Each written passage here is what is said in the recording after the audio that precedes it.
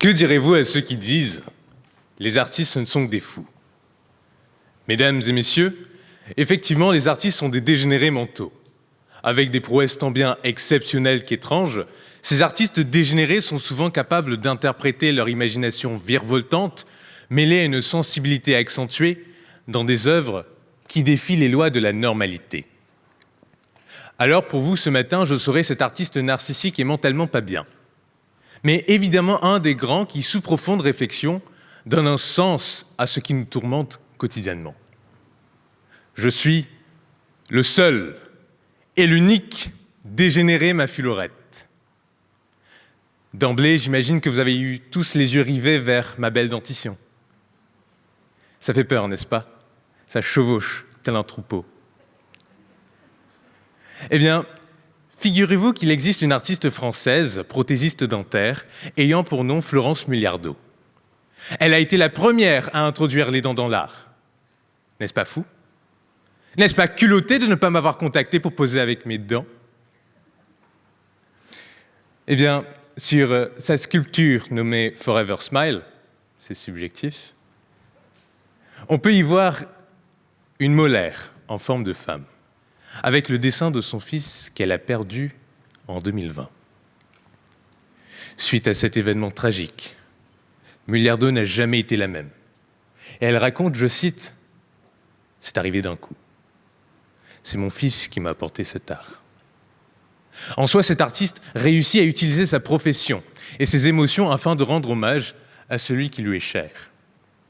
Comme Florence qui a façonné la matière avec une précision infinie, la création artistique demande un travail intense, une discipline rigoureuse et une maîtrise technique acquise par des années d'apprentissage.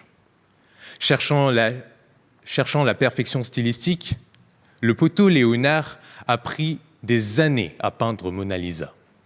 Dites-vous, la meuf a de la patience. Il lui a demandé de ne pas bouger un instant et elle est restée posée 16 ans.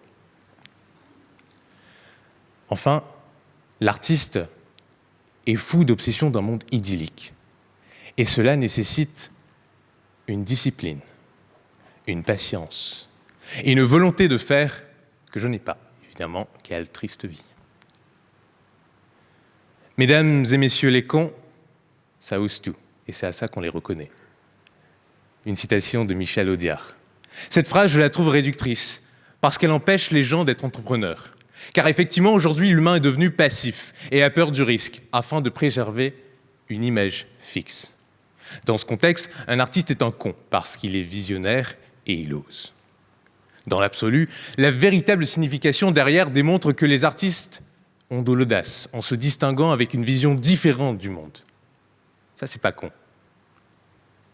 Après, vous pourrez me dire que toutes les visions différentes du monde n'est pas forcément très heureuse. À l'Ouest, je pense à Kanye pour son art du rap et du hip-hop. Un artiste complètement timbré, récente inspiration nazie, post-antisémite, complotisme, fascisme, tout nous montre qu'il ne semble pas ce qu'est le respect.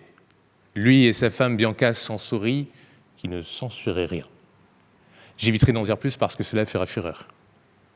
D'ailleurs, parlons-en du fureur du 39-45, un massacre commis par un artiste autrichien moustachu qui s'était fait refuser l'école d'art, le petit Adolphe. Lui, on peut vraiment dire qu'il est un artiste qui a sombré littéralement dans sa folie. En outre, nous avons tous déjà décrédibilisé un artiste dans son art, d'où l'expression « c'est un génie incompris, en avance sur son temps ».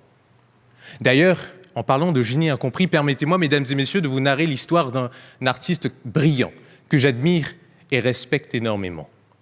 Mon ancien prof de maths, Monsieur Massure. Exceptionnel dans son art des mathématiques, malgré son écriture telle les hiéroglyphes égyptiens. Vous me dites déchiffrer ces équations, pardon ? Il m'était plus facile de résoudre des énigmes du Sphinx. Il a été souvent qualifié d'être en avance sur son temps pour son obsession au Singapour. Il disait, je cite, « Singapour, un grand pays, ça !» Et j'y crois fortement. Qui sait, son écriture pourrait être l'évolution de l'écriture humaine, et qu'il est témoin de ce que nous ne pouvons pas voir à Singapour. Parce que Singapour est un grand pays, ça.